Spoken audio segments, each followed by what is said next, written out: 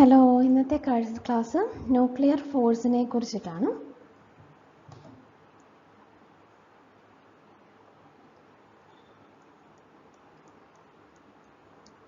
അപ്പോൾ അതിൻ്റെ പ്രോപ്പർട്ടീസാണ് നമ്മളിന്ന് പഠിക്കുന്നത്. അപ്പോൾ നമുക്ക് പ്രോപ്പർട്ടീസ് എന്ന് പറഞ്ഞു കഴിഞ്ഞാൽ ചില പ്രോപ്പർട്ടീസ് നമുക്ക് ഓൾറെഡി അറിയാം അല്ലേ. അതായത് ന്യൂക്ലിയർ ഫോഴ്സ് എന്ന് പറഞ്ഞാൽ സ്ട്രോങ് ആണ്, ഷോർട്ട് റേഞ്ച് ആണ്, അട്രാക്റ്റീവ് ആണ്,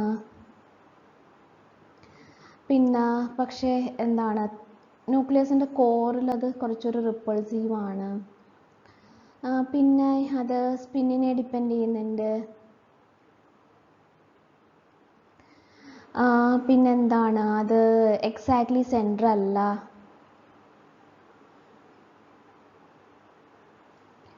നോട്ട് എക്സാക്ട്ലി സെൻട്രൽ, പിന്നെ നമുക്ക് എന്താണ് അറിയാവുന്നത്, സ്പിൻ ഡിപ്പെൻഡൻ്റ് ആണെന്നറിയാം, ആൻഡ് ചാർജ് സിമെട്രിക്കും ചാർജ് ഇൻഡിപെൻഡൻറ്റും ആണ്. അങ്ങനെ കുറേ കാര്യങ്ങൾ നമ്മൾ ഓൾറെഡി മനസ്സിലാക്കി വെച്ചിട്ടുണ്ട്. അപ്പോൾ അതൊക്കെ വളരെ വിശദമായിട്ട് പഠിക്കുകയാണ് ഇന്നത്തെ ക്ലാസ്സിൽ ചെയ്യുന്നത്.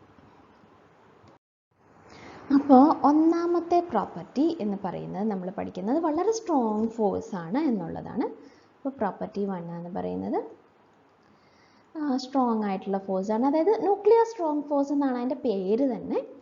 അപ്പോൾ എന്താണ് ന്യൂക്ലിയസിനകത്ത് നമുക്കറിയാം പ്രോട്ടോണും ഒക്കെ ഉണ്ട്. അപ്പോൾ ഇത് തമ്മിലൊരു എന്താണ് ഇലക്ട്രോസ്റ്റാറ്റിക് റിപ്പൾഷൻ, കൂളൂംബ് റിപ്പൾഷൻ ഉണ്ടാവും പ്രോട്ടോണും തമ്മിൽ. So nuclear force is much stronger than Coulomb repulsion അല്ലേ. എന്നാലേ ന്യൂക്ലിയസിന് സ്റ്റേബിളായിട്ട് അവിടെ ഇരിക്കാൻ പറ്റുള്ളൂ. അപ്പോൾ മച്ച് സ്ട്രോങ്ങർ ആണ് എന്നുള്ളത് ആണ്. അപ്പം നമുക്ക് അറിയാവുന്നതിൽ വെച്ച് ഏറ്റവും സ്ട്രോങ് ആയിട്ടുള്ള ഫോഴ്സാണ് ന്യൂക്ലിയർ ഫോഴ്സ് എന്ന് പറയുന്നത്. ഓക്കെ, ഇനി അടുത്ത പ്രോപ്പർട്ടി എന്ന് പറയുന്നത് ന്യൂക്ലിയർ ഫോഴ്സ് ഷോർട്ട് റേഞ്ച്ഡ് ആണ് എന്നുള്ളതാണ്. അപ്പോൾ അതിൻ്റെ റേഞ്ച് എന്ന് പറയുന്നത് ഏകദേശം 10⁻⁻15 മീറ്റർ ഒക്കെയാണ്, അല്ലെങ്കിൽ 1 ഫെംറ്റോമീറ്റർ ഒക്കെയാണ് അതിൻ്റെ റേഞ്ച് എന്ന് പറയുന്നത്. അപ്പോൾ ഇത് അറിയാൻ വേണ്ടിയിട്ട് നമുക്ക് രണ്ട് കാര്യങ്ങളിൽ നിന്ന് ഇത് മനസ്സിലാക്കാം. അപ്പോൾ ഒന്നാമത്തെ കാര്യം എന്ന് പറഞ്ഞാൽ നമ്മൾ ന്യൂക്ലിയർ ഡെൻസിറ്റി എടുക്കുകയാണ്. നമ്മൾ നേരത്തെ പഠിച്ചിട്ടുള്ള പടം തന്നെയാണ് ന്യൂക്ലിയർ ഡെൻസിറ്റി 6. ഇനി നമ്മൾ ഒരു ലൈറ്റ് ന്യൂക്ലിയസ് എടുത്തു. ലൈറ്റ് ന്യൂക്ലിയസിന് ഇങ്ങനെയാണെന്ന് വിചാരിക്കുക, റൈറ്റ്. ആദ്യം സെൻറ്ററിൽ ഒരു കോൺസ്റ്റൻ്റ് ആണ്, പിന്നെ റേഡിയസ് കൂടുന്നതിനനുസരിച്ചിട്ട് ഒരു എക്സ്പോണൻഷ്യലി ഡീക്ക് ചെയ്യുന്നു. ഇനി വേറൊരു നമ്മൾ ഹെവിയർ ആയിട്ടുള്ള ന്യൂക്ലിയസ് എടുത്തു എന്ന് വിചാരിക്കുക. അപ്പോഴും ഏകദേശം ഇതുപോലൊക്കെ തന്നെയാണ് അതിൻ്റെ ബിഹേവിയർ ഉണ്ടാവുക, റൈറ്റ്. അതായത് ഈ സെൻറ്ററിലെ വാല്യൂവിന് വലിയ വ്യത്യാസമൊന്നും വരുന്നില്ല എന്നുള്ളതാണ്. അപ്പോൾ അതിൻ്റെ അർത്ഥം എന്താണ്, ന്യൂക്ലിയോൺസ് അതിൻ്റെ സെൻട്രലിൽ പോയിട്ട് ഒരുമിച്ച് ഇരിക്കുന്നില്ല. അതെന്ന് വെച്ച് കഴിഞ്ഞാൽ each nucleon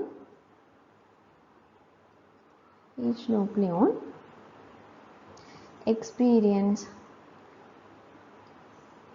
attraction from nearest neighbor only.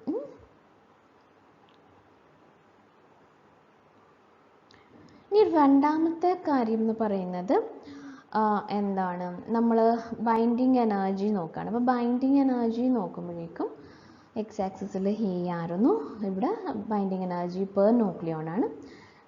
എന്നിട്ട് നമ്മൾ കണ്ടത് for a very large range of A ഇത് ഓൾമോസ്റ്റ് കോൺസ്റ്റൻ്റ് ആണ് എന്ന് കണ്ടു, റൈറ്റ്. സോ നമ്മൾ കണ്ടു B/A is almost a constant for a very large range of A എന്ന് പറഞ്ഞു കഴിഞ്ഞാൽ എന്താണ്, അപ്പോഴും നമ്മൾ പറഞ്ഞു each nucleon experience attraction from nearest neighbours only.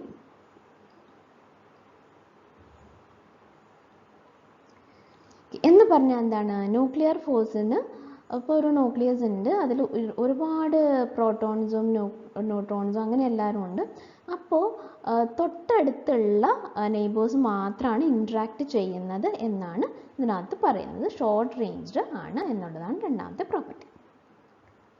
ഇനി അടുത്ത പ്രോപ്പർട്ടി നോക്കിയാൽ നമ്മളുടെ ലോവസ്റ്റ് അപ്രോക്സിമേഷനിൽ ന്യൂക്ലിയർ ഫോഴ്സ് അട്രാക്റ്റീവും ആണ് സെൻട്രലും ആണ്.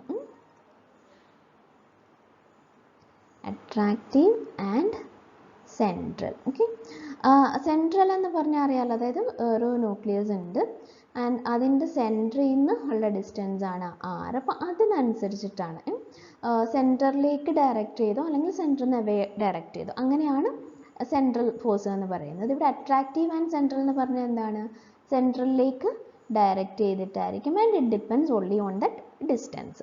അപ്പോൾ അതാണ്. അപ്പോൾ നമ്മൾ ന്യൂട്രോണിൻ്റെ ഒക്കെ വേവ് ഫംഗ്ഷൻ കാൽക്കുലേഷൻ ചെയ്യപ്പോൾ നമ്മൾ എടുത്ത ഒരു പൊട്ടൻഷ്യൽ ഉണ്ടായിരുന്നു, ഒരു സ്ക്വയർ വെൽ പോലത്തെ പൊട്ടൻഷ്യൽ ആയിരുന്നു. റൈറ്റ്. സോ ഇതാണ് R എന്ന് പറയുന്നത് ആൻഡ് ഇത് എനർജിയാണ് ആൻഡ് ഇതൊരു പൊട്ടൻഷ്യൽ വെല്ലാണ്. സോ ഇത് 0, എനർജി 0 ആണ്. ഇവിടുത്തെ ഒരു നെഗറ്റീവ് പൊട്ടൻഷ്യൽ ആയിരുന്നു and this is R equal to R. അപ്പം ഏറ്റവും സിമ്പിളായിട്ടുള്ള അപ്രോക്സിമേഷന് വേണ്ടിയിട്ട് നമുക്കൊരു സ്ക്വയർ വെൽ പൊട്ടൻഷ്യൽ എടുക്കാൻ പറ്റും. ഓക്കെ, അപ്പോൾ അങ്ങനെ കിട്ടുന്ന നമ്മളുടെ ആൻസർ ഏകദേശം വർക്ക് ചെയ്യുന്നുണ്ട്. പക്ഷേ ഇത് എന്ന് പറയുന്നത് ഒൺലി ആൻ അപ്രോക്സിമേഷനാണ്. അപ്പോൾ അത് നമ്മൾ ഓർത്തോണം. പക്ഷേ ലോവസ്റ്റ് ഓർഡറിൽ അത് അട്രാക്റ്റീവുമാണ് സെൻട്രലുമാണ്, എന്നാൽ അതൊരു അപ്രോക്സിമേറ്റ് ആയിട്ടുള്ള കാര്യമാണ്. ഇനി നമ്മൾ അടുത്ത പ്രോപ്പർട്ടി, ന്യൂക്ലിയർ ഫോഴ്സുകൾ സ്പിൻ ഡിപ്പെൻഡൻ്റ് ആണ് എന്ന് നമ്മൾ പറഞ്ഞായിരുന്നു. Strongly spin dependent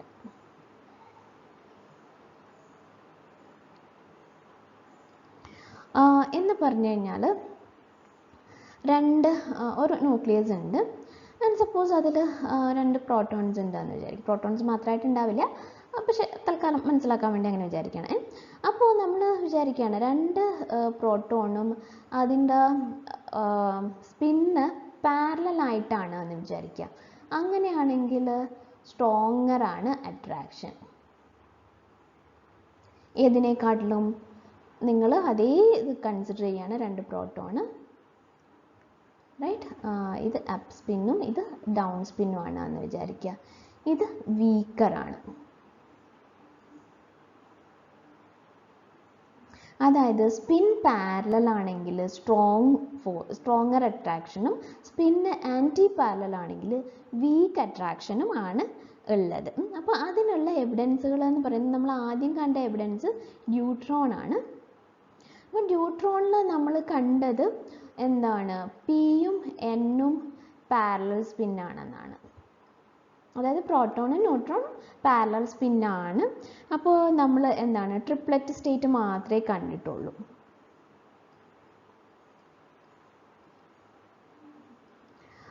triplet state എന്ന് പറഞ്ഞു കഴിഞ്ഞാൽ എന്താണ്, ടോട്ടൽ സ്പിന്ന് 1 ആയിട്ടുള്ള സ്റ്റേറ്റ് ആണ് triplet state. Okay, no singlet.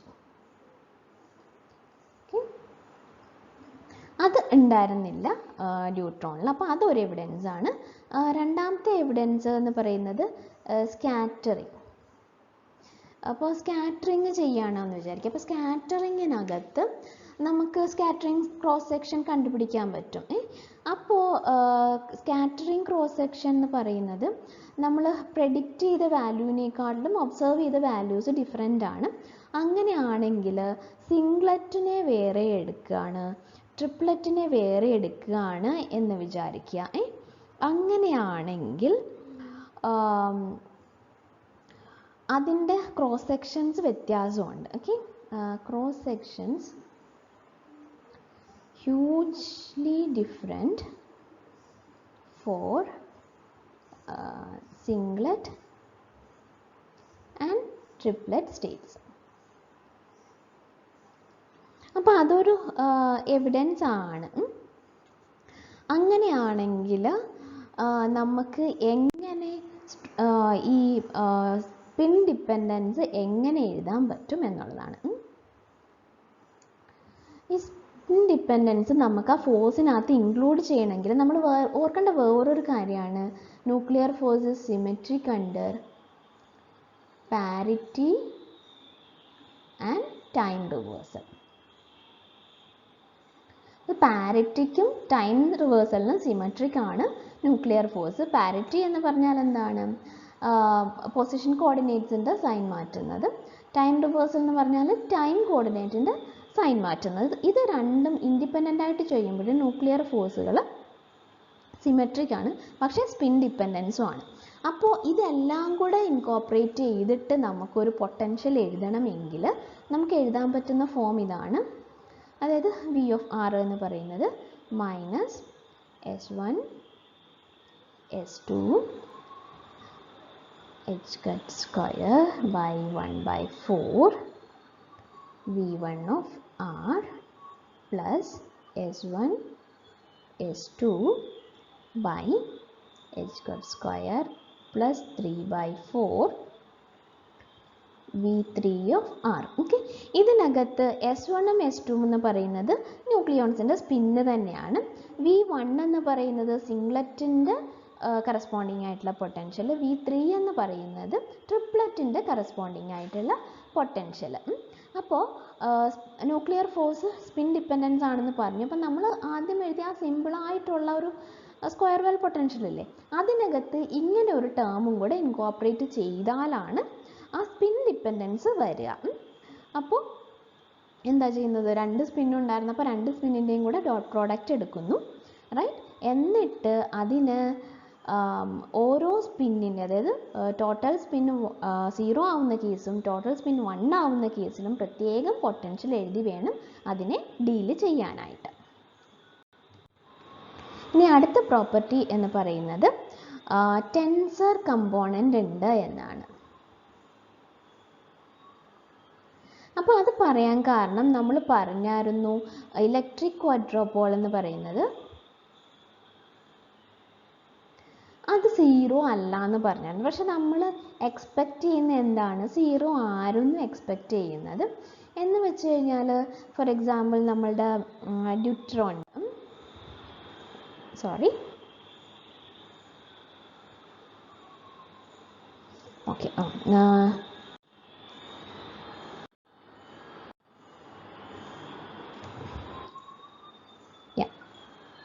So ഡ്യൂട്രോണിൻ്റെ നമ്മൾ ഇലക്ട്രിക് ക്വാഡ്രോപോൾ മൊമെൻ്റ് അതെന്ന് പറയുന്നത് 0 അല്ല എന്ന് പറഞ്ഞായിരുന്നു. അപ്പോൾ നമ്മൾ പറയുന്നത് ഗ്രൗണ്ട് സ്റ്റേറ്റ് ഓഫ് ഡ്യൂട്രോൺ എന്ന് പറയുന്നത് L=0യുടെയും L=2ൻ്റെയും സൂപ്പർ പൊസിഷനാണെന്ന് പറഞ്ഞു. അപ്പോൾ ഈ സ്റ്റേറ്റ് എന്ന് പറയുന്നത് നോട്ട് സ്ഫെറിക്കലി സിമെട്രിക് ആണല്ലേ. അതായത് L=2 എന്ന് പറഞ്ഞാൽ എന്താണ്? D ആണ്. D ഓർബിറ്റലുകൾ സ്ഫെറിക്കലി സിമെട്രിക് അല്ല എന്ന് വെച്ച് കഴിഞ്ഞാൽ എന്താണ്? ഒരു ടെൻസർ ക്യാരക്ടർ ഉണ്ട് എന്നാണ്. അപ്പോൾ ടെൻസർ ക്യാരക്ടർ ഉണ്ടായി കഴിയുമ്പോഴേക്കും പിന്നെ നമുക്ക് എന്ത് ചെയ്യാൻ പറ്റില്ല? നമുക്കൊരു പൊട്ടൻഷ്യൽ ഒരു സ്കെയിലാർ പൊട്ടൻഷ്യലായിട്ട് എഴുതാൻ പറ്റില്ല. അപ്പോൾ പൊട്ടൻഷ്യലിനെ നമ്മൾ എന്ത് ചെയ്യണം? ഒരു ടെൻസർ രൂപത്തിൽ വേണം പൊട്ടൻഷ്യലിനെ എഴുതാനായിട്ട്. അപ്പോൾ അത് നമ്മൾ സാധാരണ എഴുതുന്നത് V of t of r. അപ്പോൾ അത് സാധാരണ റേഡിയൽ ആയിട്ടുള്ള പാർട്ടാണ്. ആൻഡ് ദർ ഇസ് S12 എന്നുള്ള ഒരു ടെൻസർ പോലത്തെ ഒരു പാർട്ടും കൂടെ എഴുതുന്നുണ്ട്. അപ്പോൾ അതാണ് പൊട്ടൻഷ്യലായിട്ട് നമ്മൾ എടുക്കുക. അപ്പോൾ അതിനകത്ത് S12 എന്ന് പറയുന്നത് 3 times S1 dot r S2 dot r r square minus S1 S2. അപ്പം ഇതാണ് ടെൻസർ ക്യാരക്ടർ തരുന്ന ടേം എന്ന് പറയുന്നത്. അപ്പോൾ ഈ ഡോട്ട് പ്രോഡക്റ്റ് ഒക്കെ എടുക്കുന്നതിൻ്റെ ഉദ്ദേശം, അതായത് എസും ആറും കൂടെ ഡോട്ട് പ്രോഡക്റ്റ് ഒക്കെ എടുക്കുന്നതിൻ്റെ ഉദ്ദേശം പാരിറ്റി ഒക്കെ പ്രിസർവ് ചെയ്യാനായിട്ടാണ്. ഈ S1ഉം S2ഉം കൂടെ ഡോട്ട് പ്രോഡക്റ്റ് എടുക്കുന്നതിൻ്റെ ഉദ്ദേശം എന്ന് പറയുന്നത് അത് ഓക്കെ ആക്ച്വലി ടെൻസർ ക്യാരക്ടർ ഉണ്ട്, സ്ഫെറിക്കലി സിമെട്രിക് അല്ല. പക്ഷേ നമ്മൾ എല്ലാ ആംഗിളിലും കൂടെ എടുത്തു കഴിഞ്ഞാൽ അത് ആവറേജ് ഔട്ട് ചെയ്യണം. അപ്പോൾ അതുകൊണ്ടാണ് ഈ ടേമിൻ്റെ സിഗ്നിഫിക്കൻസ് അതാണ്. ഇനി അടുത്ത പ്രോപ്പർട്ടി എന്ന് പറയുന്നത് ഇത് ചാർജ് സിമെട്രിക് ആണ് എന്നാണ്. ന്യൂക്ലിയർ ഫോഴ്സ് ചാർജ് സിമെട്രിക്കും ആണ്, ചാർജ് ഇൻഡിപെൻഡൻറ്റും ആണ്. അപ്പോൾ ചാർജ് സിമെട്രി, ചാർജ് എന്ന് ഉദ്ദേശിക്കുന്നത് ഇവിടെ വെദർ പ്രോട്ടോൺ ആണോ അല്ലെങ്കിൽ ന്യൂട്രോൺ ആണോ എന്നാണ്. അപ്പോൾ നിങ്ങൾ വിചാരിക്കും ന്യൂട്രോണിന് ചാർജൊന്നും ഇല്ലല്ലോ എന്നിട്ട് എന്തിനാണ് അങ്ങനെ പറയുന്നതെന്ന്. ഓക്കെ, ഇത് ഇലക്ട്രിക് ചാർജിനെ കുറിച്ചല്ല പറയുന്നത്. ആക്ച്വലി നമ്മൾ ന്യൂക്ലിയർ ഫിസിക്സിൽ കുറച്ചും കൂടെ പഠിച്ചു കഴിയുമ്പോഴേക്കും നമുക്ക് മനസ്സിലാവും പ്രോട്ടോണും ന്യൂട്രോണും എന്ന് പറയുന്നത് വളരെ സിമിലർ ആയിട്ടുള്ള പാർട്ടിക്കിൾസ് ആണ്.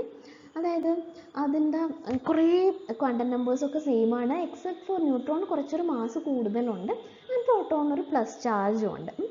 അപ്പോൾ അത് ഐസോസ്പിൻ എന്നൊരു ഇതിൻ്റെ മാത്രം വ്യത്യാസത്തിൽ ഈ പ്രോട്ടോണിനെ ന്യൂട്രോണിനെ എഴുതാൻ പറ്റും. ബേസിക്കലി സെയിം പാർട്ടിക്കിളാണ്, പക്ഷെ ഒരു ക്വാണ്ടം നമ്പർ മാത്രം മാറ്റി എഴുതിയാൽ പ്രോട്ടോണും ന്യൂട്രോണും കിട്ടും.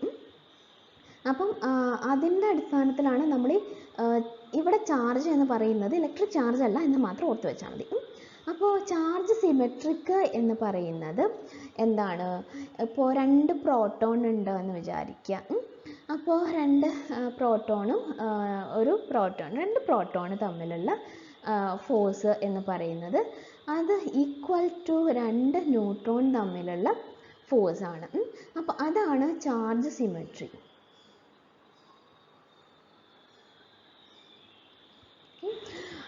ഓക്കെ, ഇത് നമ്മൾ ന്യൂക്ലിയർ ഫോഴ്സിൻ്റെ കാര്യം മാത്രമാണ് പറയുന്നത് കേട്ടോ. അതായത് ഇവിടെ കുളൂം റിപ്പൽഷൻ ഉണ്ടാവും. അപ്പോൾ നമ്മൾ മെഷർ ചെയ്യുമ്പോൾ രണ്ടും കൂടെ ചേർന്നിട്ടാണ് വരിക. അപ്പോൾ കുളൂം റിപ്പൽഷനെ നമ്മൾ എന്ത് ചെയ്യണം? അതിനകത്തുനിന്ന് റിമൂവ് ചെയ്തിട്ട് ഈ ന്യൂക്ലിയർ ഫോഴ്സ് മാത്രം കമ്പയർ ചെയ്യുകയാണെങ്കിൽ പ്രോട്ടോൺ പ്രോട്ടോൺ അട്രാക്ഷൻ തന്നെയാണ് ന്യൂട്രോൺ ന്യൂട്രോൺ അട്രാക്ഷൻ. അപ്പോൾ ആ പ്രോപ്പർട്ടിയാണ് ചാർജ് സിമെട്രി എന്ന് പറയുന്നത്. ചാർജ് ഇൻഡിപെൻഡൻസ് എന്ന് പറയുന്നത് ന്യൂട്രോൺ പ്രോട്ടോൺ അട്രാക്ഷൻ എന്ന് പറയുന്നത് that is equal to proton പ്രോട്ടോണും ന്യൂട്രോൺ ന്യൂട്രോണും ആയിരിക്കും. അതായത് നമ്മൾ പറഞ്ഞു പ്രോട്ടോൺ പ്രോട്ടോൺ തന്നെയാണ് ന്യൂട്രോൺ ന്യൂട്രോൺ എന്ന് പറഞ്ഞു. അപ്പോൾ അത് തന്നെയാണ് ന്യൂട്രോൺ പ്രോട്ടോൺ അട്രാക്ഷൻ. അപ്പോൾ ആ പ്രോപ്പർട്ടിയാണ് എന്ത് പറയുന്നത്? ചാർജ് ഇൻഡിപെൻഡൻസ് എന്ന് പറയുന്നത്. പക്ഷേ ഇത് എക്സാക്റ്റ് അല്ല, ഇത് അപ്രോക്സിമേറ്റ് ആയിട്ട് മാത്രമേ ഉള്ളൂ. അപ്പോൾ ചാർജ് സിമെട്രി എക്സാക്റ്റും ചാർജ് ഇൻഡിപെൻഡൻസ്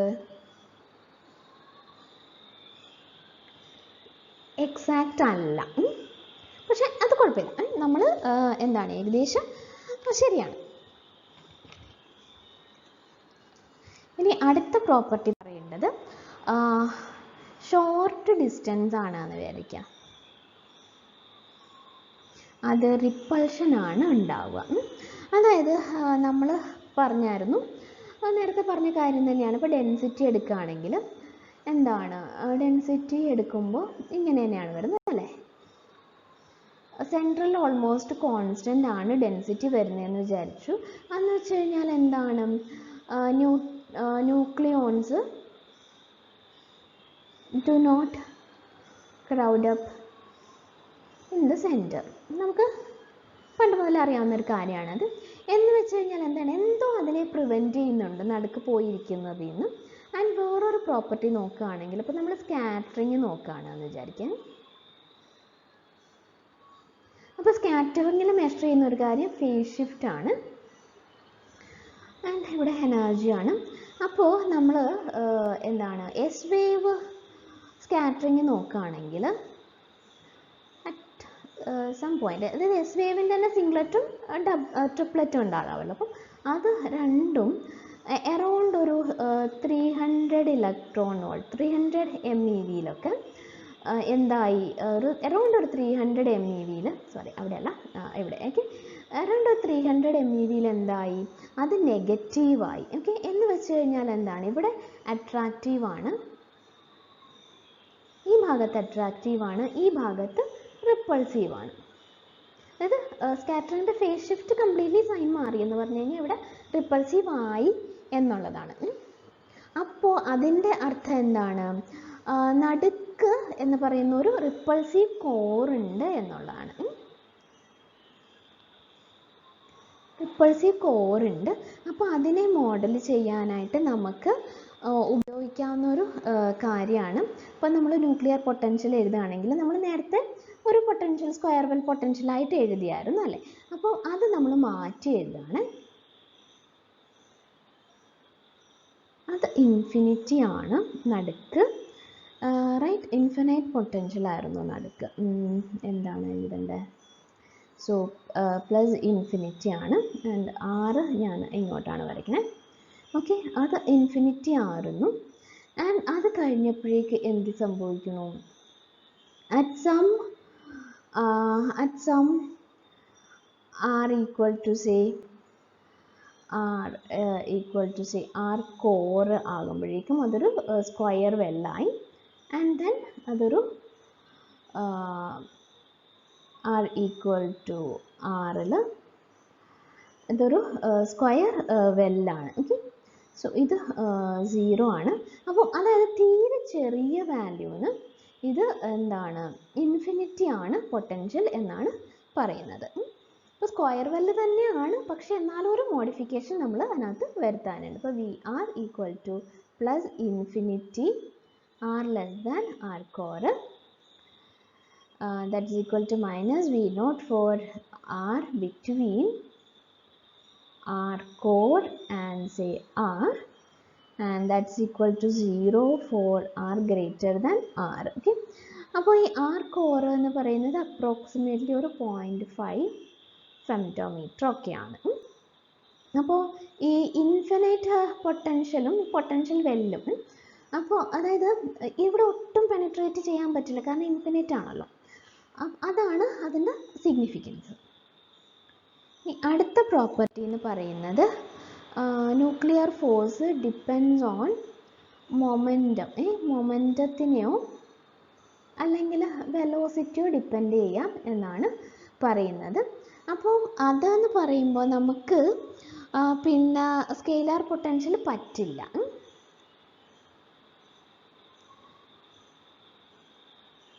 അതായത് നമ്മൾ ആദ്യം എടുക്കുന്ന ആ പൊട്ടൻഷ്യൽ ഉണ്ടല്ലോ, അതിൻ്റെ ഓരോ മോഡിഫിക്കേഷൻസ് ആണ് ഈ ഓരോ പ്രോപ്പർട്ടിയും കൊണ്ട് വരുന്നത്.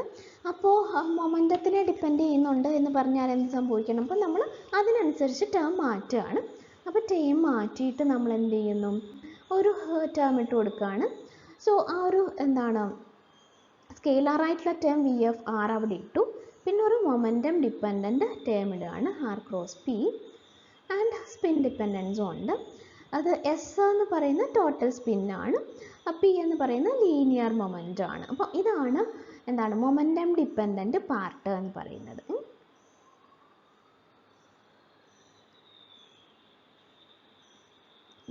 അപ്പോൾ അതിന് ഉള്ള ഒരു പ്രത്യേകത എന്ന് പറഞ്ഞു കഴിഞ്ഞാൽ ആർ ക്രോസ് പി എന്താണ്? നമുക്കത് എല്ലായിട്ട് എഴുതാം അല്ലേ? അപ്പോൾ ഇതിനെ എൽ എന്ന് എഴുതുന്നു. And multiplied dot product with S ആണ്, ടോട്ടൽ സ്പിൻ ആണ്. ആൻഡ് ഇതിനെ നമുക്ക് വി സ്പിൻ ഓർബിറ്റ് കപ്ലിംഗ് എന്ന് എഴുതാൻ പറ്റും. അതായത് ഇതെന്ന് പറയുന്നത് ഒരു എന്താണ് സ്കെയിലറാണ്, സ്കെയിലർ പാർട്ടാണ്. ആൻഡ് ഈ ടേം എന്ന് പറയുന്നത് സ്പിൻ ഓർബിറ്റ് കപ്ലിംഗ് പാർട്ടാണ്. ഓക്കെ, എൽ എന്ന് പറയുന്നത് ഓർബിറ്റൽ ആംഗുലർ മൊമെൻ്റ് ആണ്, എസ് എന്ന് പറയുന്നത് സ്പിന്നാണ്. ഓക്കെ, അപ്പോൾ ഈ സ്പിൻ ഓർബിറ്റ് കപ്ലിംഗ് വളരെ ഇമ്പോർട്ടൻ്റ് ആയിട്ടുള്ള ഒരു പ്രോപ്പർട്ടിയാണ്. അപ്പോൾ ഇത് നമ്മൾ ഇനിയും ഷെൽ മോഡലൊക്കെ പഠിക്കുമ്പോഴും വീണ്ടും ഇതിനകത്ത് റീവിസിറ്റ് ചെയ്യുന്നൊരു സാധനമാണ്. അപ്പോൾ അതിൻ്റെ റീസൺ എന്ന് പറയുന്നത് ന്യൂക്ലിയർ ഫോഴ്സിന് ഒരു മൊമെൻറ്റം ഡിപ്പെൻഡൻസ് ഉണ്ട്. ആ മൊമെൻറ്റം ഡിപ്പെൻഡൻസിനെ നമുക്ക് എന്തായിട്ട് എഴുതാൻ പറ്റും? ആർ ക്രോസ് പി എന്ന് എഴുതാൻ പറ്റും. എന്നിട്ട് ഡോട്ട് പ്രോഡക്റ്റ് വിത്ത് എസ് ആണ്. ഈ ആർ ക്രോസ് പി എന്താണ്? ആംഗുലർ മൊമെൻറ്റം എൽ ആണെന്ന് എഴുതി. അതുകൊണ്ട് തന്നെ എൽ ഡോട്ട് എസ് എന്ന് എഴുതാൻ പറ്റും. അപ്പോൾ എൽ ഡോട്ട് എസ് എന്നുള്ളതാണ് എന്ത്? Spin orbit coupling. അപ്പോൾ അത്രയാണ് നമ്മൾ എന്താണ് നമ്മളുടെ ന്യൂക്ലിയർ ഫോഴ്സിൻ്റെ പ്രോപ്പർട്ടീസ് ആയിട്ട് പഠിച്ചത്. അപ്പോൾ ഞാൻ ഒന്നും കൂടെ ഒന്ന് സമ്മറൈസ് ചെയ്ത് പറയാം. ന്യൂക്ലിയർ ഫോഴ്സിൻ്റെ പ്രോപ്പർട്ടീസ്, ഒന്നാമത് നമ്മൾ പഠിച്ച പ്രോപ്പർട്ടി എന്ന് പറയുന്നത് സ്ട്രോങ് ആണ് എന്ന് പറഞ്ഞു.